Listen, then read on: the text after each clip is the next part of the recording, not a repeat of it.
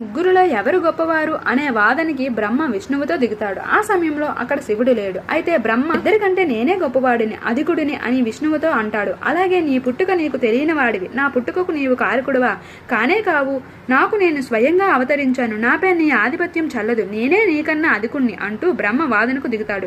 అయితే విష్ణువు ఈ వాదనని ఎలా అయినా చల్లపరచాలని రకరకాలుగా బ్రహ్మ నచ్చచెప్ప ప్రయత్నించినప్పటికీ బ్రహ్మ వినకుండా నేనే అతినాథుణ్ణి అంటూ కడబబ్బు పెట్టసాగాడు. ఆ సమయంలో ఒక జ్వాలా స్తంభం అనేది ఓంకారనాదం ధ్వనిస్తూ వాళ్ళిద్దరి మధ్య నుంచి పుట్టుకు వచ్చింది. ఆ స్తంభానికి తుది చివర కొనుక్కోలేకపోయారు. దాంతో విష్ణువు దేవాదిదేవ, ఆజ్ఞంకాలు లేని ఈ జ్వాలాలింగాన్ని అభిషేకించడం మాకు సాధ్యం కావున ఈ జ్వాలా స్తంభాన్ని ఉపసంహరించుకొని మా పూజలు అందుకోవడానికి అర్హమైన రూపాన్ని అవతరించు అని ప్రార్థించారు. దాంతో శాంతించిన శివుడు జ్వాలా స్తంభాన్ని ఉపసంహరించుకున్నాడు. దాంతో మరుక్షణమే ఈ ప్రదేశంలో మొట్టమొదటి శివలింగం అవతరించింది. ఇది శివుని యొక్క శివలింగం ఏర్పడడం యొక్క చరిత్ర.